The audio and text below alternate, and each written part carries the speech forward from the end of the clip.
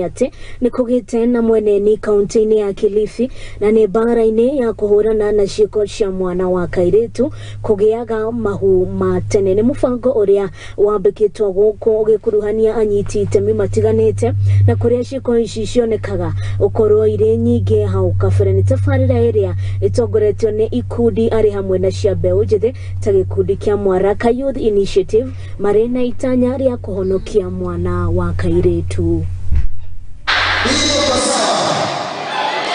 Songeni tu. Wapigieni makofi wanaposubiri. Kwa majina anaitwa Gloria Mnyazi Mwazoya kutoka Ngwarakaya na kikundi inaitwa Ngwarakaya Youth Initiative.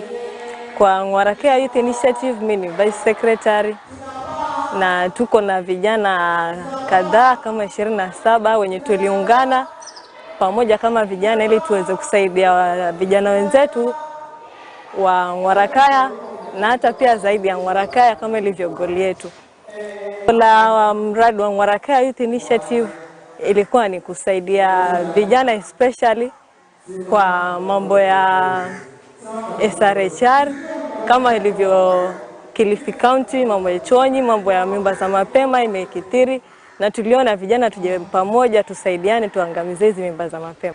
Sanitary towels, information kuhusu menstrual, sababu wengi wako na zile myths na misconception zenye hawaelewi mambo ya hedhi ni nini. Kwa mfano wengine wanajua tu mtu akiwa kwa hedhi hafai kufanya shughuli zingine kama kupika, na ndio tumeona siku ya leo tuje tuwaelimishe, tuwafundishe jinsi ya kutumia. Hata wengine hawatumii, hawajui kutumia, wengine wamezoea tu kutumia piece of cloth.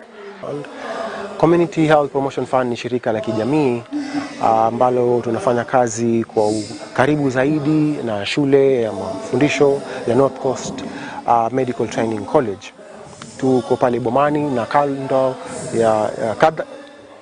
Shirika hili lina vitengo kadha wa kadha, ama tunasema ile projects ama miradi ambayo tunafanya tukiwa pale, na miradi yenyewe ni miradi ya kuhakikisha jamii zetu zimepata pengine huduma ile ya afya kiukamilifu. Wa mashirika mengine ya kijamii tungeomba mikakati iweze kuongezwa zaidi na watoto wetu ambao wako katika shule ambazo hata kama si shule za kiserikali, maana kuna shule za kibinafsi, pia wao waweze kupata angalau hizi bidhaa za kujihifadhi wakati wa hii shughuli. Ngwarakaya Youth Initiative ikija kama hapa inatuelimisha, tunapata mafunzo na tunaelewa tunafanya nini na vitu vingine vile tunafaa kufanya.